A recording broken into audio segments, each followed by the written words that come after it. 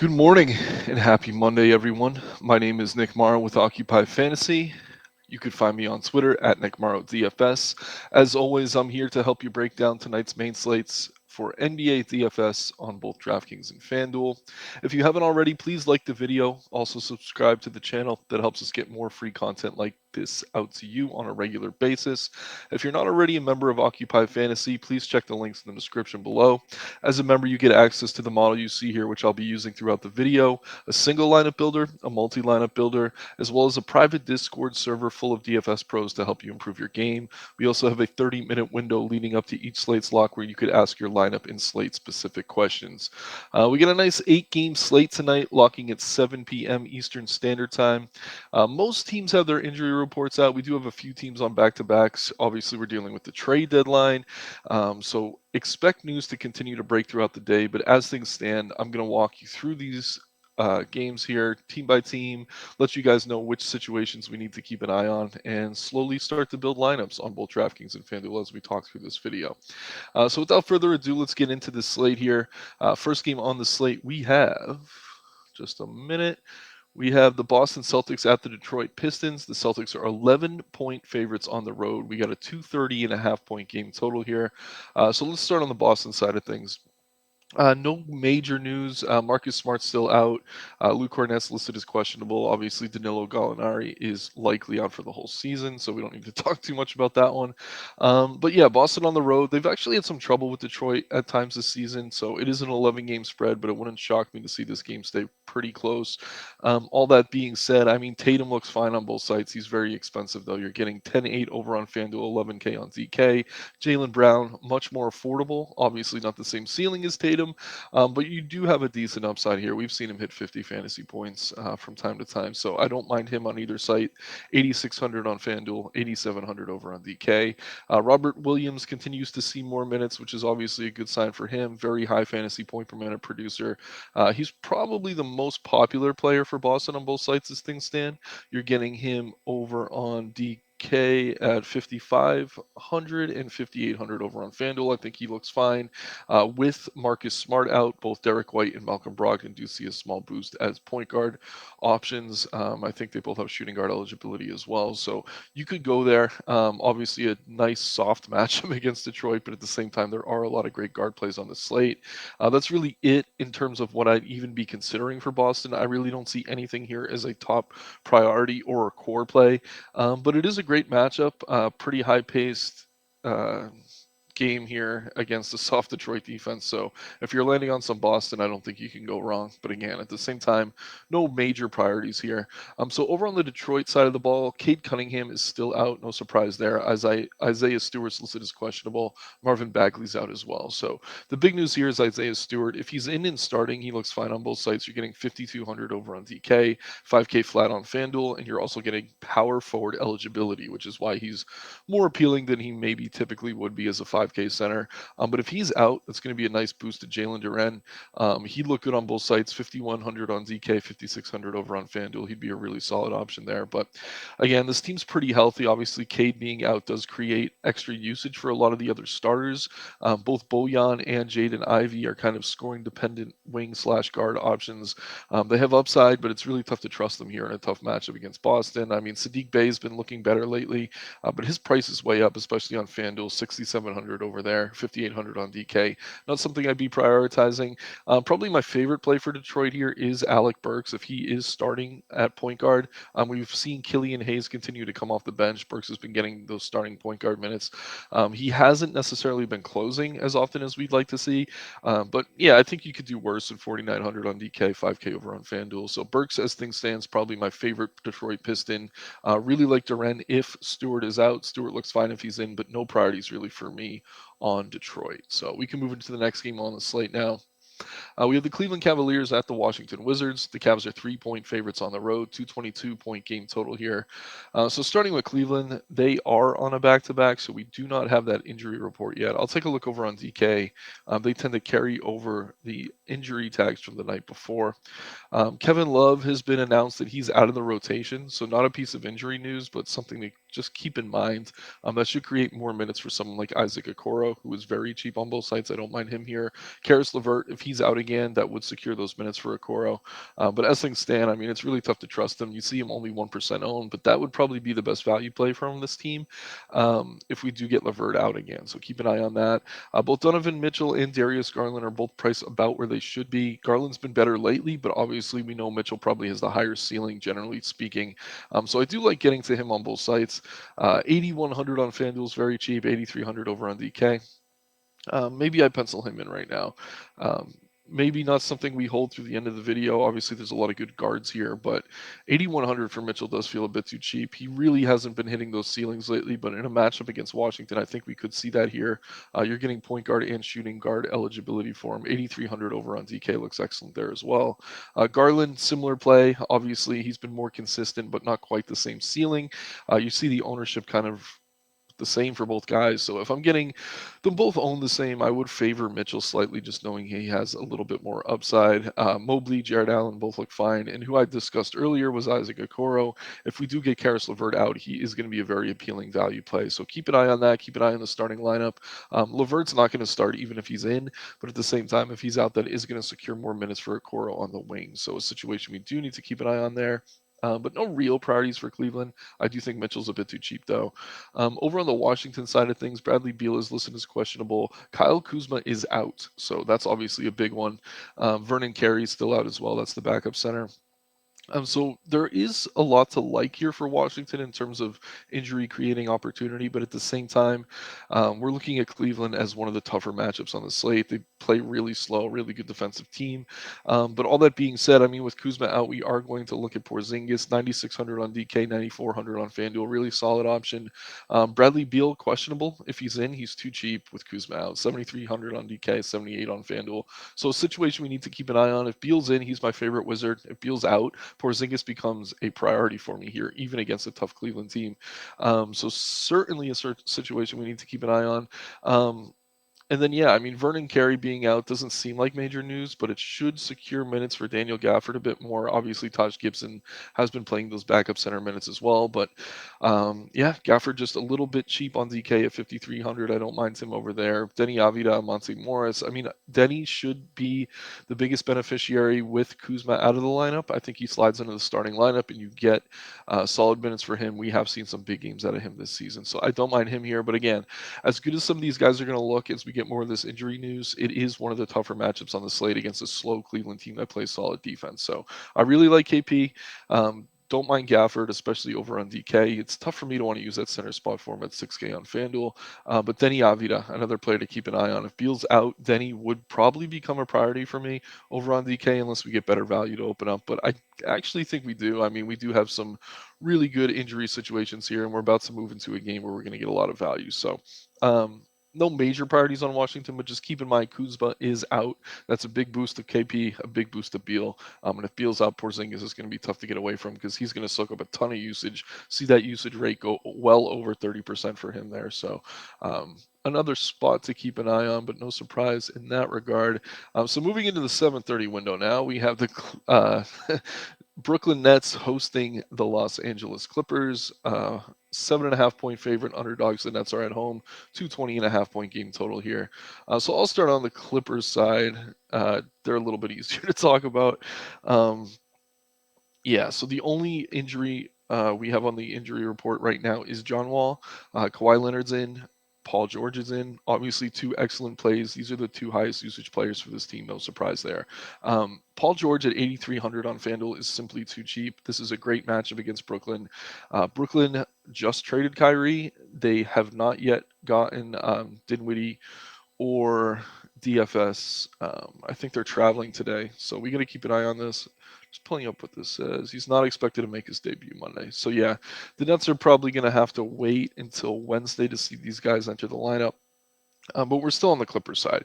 And Paul George at 8,300, that's just too cheap for me. I like him a lot over on FanDuel. Obviously, Kawhi, a little bit higher of a ceiling, but it's not a huge gap. And we are seeing that huge gap in the price. So I really like Paul George over on FanDuel. Almost 2K difference in price between him and Kawhi. On DK, it's a little easier to get to Kawhi Leonard if you're only picking one of the two.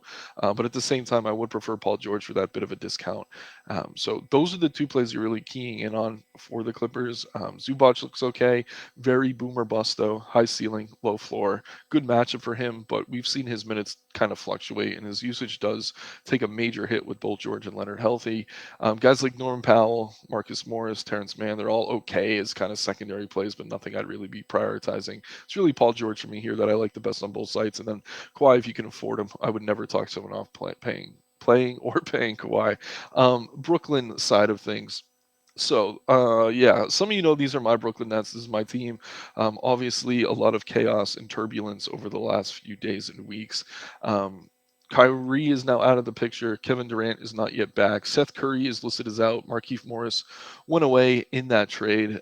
Ben Simmons is questionable. It's funny. He rested for a few games. Said he was hurt. The Nets made him take an MRI. Came back completely clean. So I think Ben's healthy. He's just being Ben Simmons. If he's back tonight, he is going to be in play. 6,700 over on DK, 6,900 on FanDuel. That's a little bit too cheap. Maybe we get word that he's limited in his minutes. So keep an ear out for Coach Speak from Jock Vaughn or any of the Nets beats reporters, because if he's in and limited, obviously that wouldn't make him very appealing. But if he's in without a minutes limit, Ben Simmons is going to look excellent here without any of the other big usage guys in the lineup. So let's say Ben Simmons out though, and I think it's more likely that he sits. Edmund Sumner looks excellent on both sides. He's coming off maybe the best game of his career. Um, 4,500 over on DK. That's simply too cheap for Sumner over there. 5K flat on FanDuel, a little bit tougher to get to. But at the same time, I mean, he's seeing a massive usage rate with the starting lineup. Not the best matchup against the Clippers, but at home with the Clippers coming from the West Coast, I think it is a spot where they could potentially stay competitive. The best player on the Nets roster right now, at least in terms of scoring, until they get Dinwiddie and KD back there, is Cam Thomas. Cam Thomas is a bucket. He only played 29 minutes the other night, had 44 real points. 6K feels like a lot, but if Simmons is out tonight, I do think you could go to Cam Thomas over on FanDuel. Does feel a little bit chasey, but at the same time, I mean, this guy's taking a ton of shots, and a lot of them are going in. I do like Cam at 6K on FanDuel. Wouldn't call him a core play over there, but at 5K on DK, I think he's someone you're going to want to get into your lineup. He is scoring dependent, so I wouldn't call him 100% safe, but just knowing he has like that 50-point ceiling at this price point is really tough to get away from. Yeah, career game here. And I mean, he's been hitting value on DK at that 5K price tag over the past week or so. And this was with Kyrie in the lineup. So now that Kyrie is out and they're still waiting on Spence to come back and KD to come back, I think Cam Thomas should continue to see the highest usage rate on this Nets team as long as he's on the floor. So I like Cam Thomas, especially on DK. I'm going to pull him on FanDuel for now. I think 6K is a little bit pricey for a scoring dependent guard. But at the same time, I mean, I'm probably going to get to a lot of them. Who else here? I mean, Seth Curry's out. That's also going to boost the usage for guys like Sumner and Cam Thomas. Royce O'Neal looks good. I don't think we get TJ Warren back tonight. If he's back, actually, he's listed as probable. I don't know that he's going to run his full set of minutes here, so keep an eye on that piece as well. Wouldn't mind Warren as a value play, but he's going to be risky. He's been out for weeks with an injury. Unlike Ben, I think he was actually hurt. So yeah, keep an eye on that situation there. Other pieces of this Nets team, I already talked about Royce O'Neal briefly. I think he's fine. Joe Harris, very scoring dependent boomer bust option. Same with Yuta Watanabe. They're both okay, but I'd be prioritizing Sumner on both sides. Cam Thomas, especially on DK. Those are the two pieces I'm really rushing to. And then I will say Nick Claxton looks fine on both sides. There's obviously a lot of good centers on the slate, but 7,900 on DK, 8,400 on FanDuel, certainly reasonable enough for me. So Cam and Sumner are the priorities on DK, Sumner on FanDuel, and then I do like Claxton as a tournament option. But keep an eye on that Ben Simmons news. If he's in and starting and not limited, he would probably become the priority over the other guards here. So yeah, obviously not a high usage player, but he's a little bit too cheap, sub 7K. So keep an eye on Simmons. I prefer he's out almost, so we can kind of secure those minutes for that Nets value. But as things stand, that is a situation we need to keep an eye on. Moving into the next game on the slate now, we have the Kings at the Rockets. The Rockets are 5.5 point underdogs at home. Kings 5.5 point favorites, obviously 234 point game total here. So the Kings have been without De'Aaron Fox. It's for a personal matter, so this is a really tough one to gauge. There's no injury report yet. They did play last night. If Fox is in, obviously he looks good on both sides. If he's out, we could maybe go back to Davion Mitchell as value. He was super chalky 2 slates ago, terrible last night. No one played him, and he had almost 20 fantasy points, which at his price is okay, but still not someone I'd ever be rushing to get to. It's like fool me once, shame on you. Fool me twice. Yeah, just don't play Davion Mitchell even against Houston. So the big beneficiary here with Fox out would be Domantas Sabonis. He's already a solid play against Houston, just an excellent matchup for the front court. Very high usage rate, very high ceiling. Better on FanDuel at 9,500. You see that reflected in his ownership. I think he's going to be a core play there if Fox is out at 9,500. Even if Fox is in, I think you can consider Sabonis kind of borderline priority at 9,500. That just feels a bit too cheap. 10-5 over on DK, tougher to get to, but certainly viable. Kevin Herter got his cardio in last night, played his minutes, but did terrible. I think we could see a bounce back from him here. We're seeing that reflected in the ownership. Herter, Monk, Barnes, all solid secondary options for Sacramento, but nothing we really need to prioritize rather. But definitely keep an eye on that De'Aaron Fox news. If Fox is out, that's going to make me feel better about getting to guys like Monk or Herter. And it's going to make Sabonis really tough to get away from on both sides. If Fox is in, I think he looks fine everywhere, but not something we necessarily have to force. Okay, let's get over onto the Houston Rockets side of things. We do have some significant injury news here. Still no Kevin Porter Jr. Garrison Matthews is questionable. So Jalen Green's back and healthy now. We see his minutes continue to climb. I'm just going to click into his game log here and we can see that. I mean, he only played 22 minutes last time out. I think he could push 30 here. So at his price of 6,900 on DK, 6,800 over on FanDuel, I think he's certainly in play. Nice fast matchup against Sacramento. Not a great defensive matchup, especially if Davion Mitchell's starting a point guard. But at the same time, I think the usage rate should be high enough that he's someone we can consider. Eric Gordon, 5,500 flat on both sides, another scoring dependent guard. I think he's priced about where he should be, but he does have kind of a 40-ish fantasy point ceiling. I don't mind him here. Alperen Sengun, he's been inconsistent with these guards out of the lineup. I actually think he's better now that Green's back, and it takes away some of that attention we saw with Green and KPJ both out and put up a few stinkers of games. But with Green back in the lineup, it seems he's not as double teamed, or he's not double teamed as frequently, and he does have a pretty high ceiling. So I like him at 8K on FanDuel. Don't mind him at 8,600 on DK. Certainly feels like more of a tournament play, as is Jalen Green. I think if you're looking for cash options, Eric Gordon's probably the closest to that. And knowing how scoring dependent he is, he's really tough to trust. I wouldn't necessarily force that. Jabari Smith, KJ Martin, both fine if they start. If you ever see Terry Eason starting, roster him. If he's coming off the bench, he's very inconsistent. His minutes aren't always there, but he's shown to be a very good fantasy point per minute producer. And a lot of that is because he lives in the paint and misses layups, gets his own rebounds, gets tons of putbacks. So maybe not the best real life basketball player right now, but Eason has been excellent when starting for Houston. So keep an eye on that. Tate's minutes aren't quite where they should be, but he is very cheap. So maybe as a secondary option or a last minute, I could get there as well. But for me, priorities right now, my favorite play from Houston is Eric Gordon. Don't mind Sengun or Green in tournaments. But yeah, as things stand, no major priorities. They are getting healthy. We can move into the next game on the slate now. We have the Spurs at the Bulls. The Bulls are 11-point favorites at home. 238-point game total here, one of the highest totals on the slate. So let's start on the Bulls side of things. And keep in mind, I mean, all these teams, teams like the Bulls, the Clippers, Dallas, the Nets, like there's going to be moves continue to be made as we approach the trade deadline on Thursday. So always keep an eye on woes, shams, and yeah, as news breaks, things could change rather quickly. If trades get made, a lot of these rotations are going to get shorter, and those teams will become much more appealing. But enough about that. The Bulls, we have Lonzo Ball still out. Alex Caruso is questionable. Patrick Williams is probable. Javonte Green is out. So no major news here. Nothing that we weren't expecting really. So we have the big three of Levine, Vooch, DeRozan. They look fine on both sites.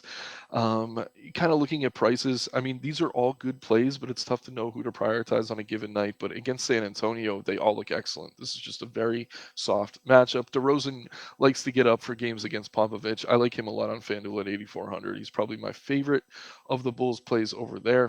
You see that reflected in ownership. He's pushing 40%. So Nothing shocking or surprising in that regard. But I'm going to go ahead and pencil in DeMar DeRozan. So we got some expensive options in over on FanDuel. We're going to need some value.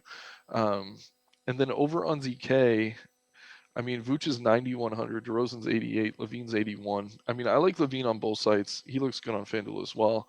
I don't know how many of these Bulls I'm going to want in my lineup. There is some blowout risk here with the 11-point spread, but at the same time, obviously a very, very soft match defensively, so there's plenty to like. So I don't think you can go wrong with any of the big three. I don't mind Patrick Williams. AO maybe is the last guy in. He's better if Caruso's out. But as things stand, I love all three of these guys on FanDuel. Vooch is a little bit overpriced for me on ZK, but he certainly has upside in tournaments. But Levine and DeRozan look great over there. So plenty to like from the Bulls, just maybe some slight blowout risks. So proceed with some caution. Over on the Spurs side of things, very extensive injury report here. We have Charles Bassey out, Keldon Johnson questionable, Trey Jones questionable, Jeremy Sochan out, Devin Vassell out. So if Keldon and Trey are in, they're your two best Spurs plays here. I would get to some shares of them. If they're out, though, Josh Richardson becomes especially appealing, as would Keita Bates-Diop. Richardson is going to see the highest usage if Trey Jones is out, so keep an eye on that situation. But yeah, let's say all these guys are in. I think Keldon's fine. No Devin Vassell. He's going to see the highest usage rate on this team. Jakopoto looks okay here. There's safer center plays, though, so I probably won't get to him much. But at the same time, he is a viable tournament play. And if all these other guys are out, he's going to be the one true starter they have left. So we'll see nice upside out of him. Malachi Branham. I wasn't very high on this guy coming in this season. Last couple of weeks, he has been putting up some really nice games though on occasion. So if we see a few of these guys rolled out for the Spurs and Branham starting, he's a nice piece of value. We've seen him go over 30 fantasy points on both sites and back-to-back slates. Still sub 5K on both sites. So Branham, someone to keep an eye on. But if we have Keldon and Trey Jones in, I probably wouldn't get there. Really like Trey Jones if he's in sub 6K. But yeah, it's the Spurs. They're pretty terrible. You're dealing with Popovich, who can shake things up any given night. As things stand, we're seeing no one owned over 10%, but I think that could change if we get a couple of these guys ruled out. So a situation certainly to keep an eye on. If Jones and Johnson are out, Josh Richardson becomes a core play for me. And I would like Branham and Bates-Diop as well. So very fluid situation over in San Antonio. Potential blowout. If all those guys are in, maybe that game stays a bit more competitive, but another situation we need to keep an eye on. Moving into the next game on the slate now, we have the 9 o'clock window. The Mavs are at the Jazz. The Jazz are 9.5-point favorites at home. Dallas is very banged up. Still no Luka Doncic. He's going to be out tonight. They just shipped out Spencer Dinwiddie for Kyrie Irving. Dorian Finney-Smith is now gone in that trade as well. Christian Wood's listed as questionable. And who else? Bertans is out. So yeah, they're waiting on Kyrie. He's not going to be available tonight. He's likely going to play Wednesday.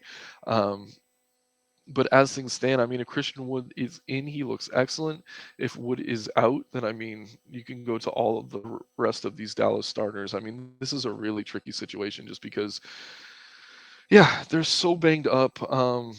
Frank Ntilikina probably gets to start at point guard. Usually not a very good fantasy producer, though. He's a defensive-minded guard, kind of similar to a Davion Mitchell and what we're seeing over in Sacramento. So yeah, even if Ntilikina starts, I wouldn't roster him personally. I'd much rather get to say Jaden Hardy or Josh Green. Um, yeah, we see a ton of ownership going to Hardy. I think he's going to be a core play for us on both sides. So I'm going to go ahead and pencil him in. I just mentioned we needed some value. I didn't even use any of the Nets value yet. So let's get Hardy here. Just to backtrack a bit, I mean, you could go Sumner. You could move Paul George to forward. You could get Green, Josh Green. And then, yeah, Hardaway Jr. coming off the bench as well. He's very inconsistent, but he's going to have to score here if this team's going to get any points. So I do like THJ. I think he's fine. Christian Wood looks good on both sides. Better on FanDuel sub 8K. But yeah, whoever starts for Dallas is going to look good, except for Ntilikina. Don't fall for that trap. Don't mind Dwight Powell as a value center in the front court if Wood is out. If Wood's in, I would just skip over Powell. Get yourself some Christian Wood, get some Jaden Hardy, Josh Green, Tim Hardaway Jr. Those are the big plays here. Everything else is kind of tough to trust. We're going to see a lot of extra minutes for guys like Pinson, Wright, Bullock. but really they're just not great fantasy producers. So Hardy's the priority here, then Josh Green and Tim Hardaway Jr. Christian Wood, if he's in, looks excellent on both sides as well. So Dallas is a situation we need to keep an eye on. We're certainly going to get a lot of value from this team. So do not ignore the Mavericks tonight. Over on the Utah side of things, we have no, or Jared Vanderbilt's questionable. That's really it. Um, Other than that, I mean, this team is healthy. They're certainly in the trade market right now, surprisingly as buyers and not sellers, but we could see them maybe ship off the contract of someone like Mike Conley. So keep an eye on this situation here. But as things stand, let's just say they're healthy. No major priorities. I like Mike Conley on both sides. 5,800 on DK certainly feels too cheap. Laurie Markkanen's priced about where he should be. He looks fine as well.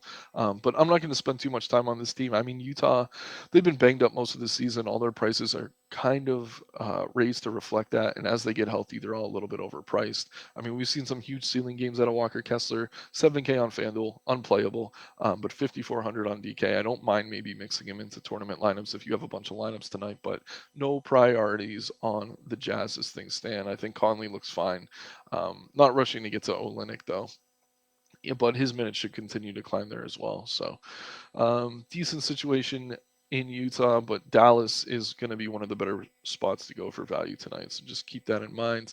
I didn't pencil anything in on Dallas on DK. Let me just do that quickly here.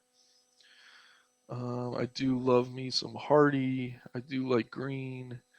And then even Hardaway Jr. I think those are the three safest plays. And then if you get Christian Wood in, he's obviously going to look good here as well. So a lot of salary remaining, plenty of value as things stand, especially on DK. All right, so we got the 10 o'clock window now. Uh, da, da, da, da. The Bucks are at the Blazers. So the Milwaukee Bucks are 4-point favorites on the road in Portland. Very healthy 242-point game total here. I believe that's the highest on the slate. Giannis listed as probable. He's in. He looks excellent. Probably my favorite pay up on the slate. No surprise there. You see that reflected in ownership. So, um, yeah, it's tough to fit him with Sabonis. But at the same time, I mean, I like him more than Sabonis. I would prioritize him like that. Yeah, I mean, if you put in Giannis instead of Sabonis, you still have 6,200 per player left, based off what we're building so far. None of this is in stone, guys. It's still very early in the day. As news breaks, things are going to change. But I would get to Giannis if you can. He's been outstanding. Drew Holiday looks fine. Chris Middleton's been coming off the bench, so I'm really not looking to him. The two plays here I like for the Bucks are Giannis and Drew Holiday.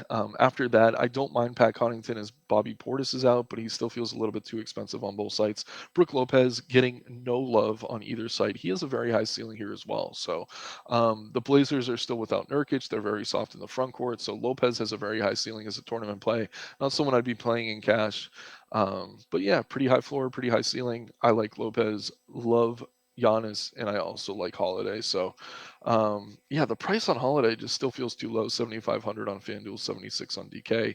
Seem over 20% owned on DK, 30% on FanDuel. No surprise there. So maybe if you don't want to go to Mitchell, don't think he's been consistent enough, don't like that game environment against the Wizards, maybe you go to someone like Drew instead for a little bit of savings, and you get more flexibility rostering players from the late game. So love me some Giannis on both sides. I know he's expensive on DK. If I can get to him, I'm going to though. But yeah, as we've been building, I mean, we still have 5K per player left on DK with Giannis. So yeah, get you some Giannis. Then we could talk about the Portland side of things here. Another team that maybe is in the trade market to get Dame some help. No Nurkic, he's going to be out for a few weeks. Justice Winslow's out. Gary Payton's probable. Drew Eubanks is probable.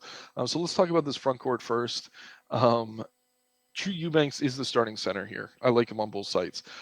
He's been inconsistent, though. He's been banged up, getting into foul trouble, which has created opportunity for Trendon Wofford. So Wofford, he's coming off the bench, very risky compared to Eubanks, but keep an eye on this ownership. If we see Watford's ownership go over Eubanks's, that means Eubanks is the much, much better play. As things stand, I think Eubanks is the better play on both sides, but on FanDuel, where he's 4,700 compared to Watford's 39, I think you could make the pivot to Wofford in tournaments. But yeah, Eubanks is a safer play. As things stand, I'd much rather get to him. Dame, obviously great on both sides if you can afford him, over 10K now, but he has been putting up the numbers to justify that price tag. Grant, Simons, secondary options, they're fine. Josh Hart, very inconsistent, but we're getting a small forward sub 6K with some decent upside. You know he's going to see over 30 minutes, so he's in play as well. But really nothing I'm forcing or prioritizing here. I do think Eubanks is a solid center value play on both sides. I do think Dame is great if you can afford him. Grant Simons kind of more of secondary options, but neither I'm calling a core play. So good game there, very high total. Love Giannis. You're getting it late in the evening, so you can pivot if you need to. So yeah, love me some Portland, love me some Bucks. Moving into the final game on the slate now, we have the Thunder at the Warriors. Warriors are only 4-point favorites at home. A little bit surprising, 234-point game total there. The main reason for that is that Steph Curry is out and will be out for a couple weeks. So with Curry out, obviously we go to Jordan Poole. He looks excellent here. We're going to see extra usage for Klay Thompson, Andrew Wiggins, Draymond Green, even Dante DiVincenzo and Jonathan Kuminga coming off the bench are going to be a bit more appealing than they were. Ty Jerome's minutes as the backup point guard should be solidified here, but he's not someone I'm really looking to roster. The priority here is Poole. He hasn't been great with that starting unit, but I think now that they're healthy with Wiggins and Thompson back in the lineup, that should draw some attention away from him. Not a bad matchup against OKC. So I like Poole, I like Clay, I like Wiggins, I like Green. But yeah, Poole is really the core play, especially on DK. 6,200 is just criminal pricing for him. So let me go ahead and pencil in Jordan Poole over here. But yeah, you guys see I'm kind of Xing guys out as I go, making small adjustments. There's a lot to like on tonight's slate, so you don't necessarily need to force anything I'm saying. But keep an eye on the model throughout the day. Obviously, the highest owned plays are probably going to be your safest options, but at the same time, not all chalk is good chalk. But yeah, I do really like Jordan Poole here, especially on DraftKings. Clay, Wiggins, Green look good as well. Moving on to the OKC side of things. Dort's still out. No Poku or Jeremiah Robinson Earl. It's all often the same story for these Thunder. Giddy looks good. SGA looks good. Those are the two plays you can really trust here. Everything else, you're kind of rolling the dice. If we get Kenrich Williams starting at center, I like him a lot on both sides. He's going to be starting at center, but he gets you small forward eligibility. So he's a very appealing fantasy option for that reason. Really, there's nothing else here I can trust. If Wiggins or Joe get the start, they're probably going to draw high ownership. But we've seen their minutes get capped. They get benched at halftime. So I don't know. It's just really tough to any of these secondary plays. Both Jalen Williamses look okay. The Jelen Williams, definitely the safer option of the two. I don't mind him, but again, it's just tough to trust anything outside of Giddy, SGA, or Kenrich if he starts. If we see Muscala start at center, I could see maybe rolling the dice on him in tournaments. But yeah, this Thunder team, their rotations have been inconsistent. They tend to cap the minutes, get everyone on the bench a few minutes, which certainly caps the upside of secondary plays. Quick sip of water there. All right, so let's just go over the slate as a whole now. We're seeing ownership go to Jordan Poole over on DK, Edmund Sumner, Jaden Hardy. So we got a lot of great guard value, which allows us to get to someone like Giannis, who's one of the best plays on the slate. Frank Ntilikina drawing a lot of ownership. That's a landmine for me. I'm avoiding him completely. Don't mind Clay, scoring dependent. Same with Andrew Wiggins. If you're not using Jordan Poole in tournaments, maybe you get some Clay and Wiggins as kind of a double leverage play. I would like either of them. Christian Wood's questionable. If he's in, he looks great. I think we're looking at similar ownership over on FanDuel. Tim Hardaway Jr. much easier to get to on FanDuel. You see that reflected in the ownership. Yeah, 6,400 on DK. I don't think you need to prioritize him. Did I put him in? Yeah, you could go ahead and pull him. I think on FanDuel though, where he's only 52 and you get shooting guard and small forward eligibility, he's tough to get away from. Love Hardy on both sides. Love DeRozan on both sides. Christian Wood if he's in. Again, great play. Not playing Frank Ntilikina. Don't fall for that trap. Even if he goes off tonight, I'm not going to feel bad about benching him and not using him, especially if he has high ownership. Giannis, top round point play on the slate. SGA, Lillard, Sabonis, Tatum, no surprises there. I think you get Tatum really low owned with the high ceiling against Detroit. I do think he's a good tournament play. Paul George, love him over on FanDuel, but not necessarily something we have to force. So once again, please like the video. Also subscribe to the channel. Helps us get more free videos like this out to you. Keep an eye on that trade deadline news. Keep an eye on the injury news throughout the day. Things can certainly change. But as things stand, there's already a lot to like on this 8-game slate. I'm looking forward to it. Let's have some fun tonight, everybody, and make some money. Good luck and take care.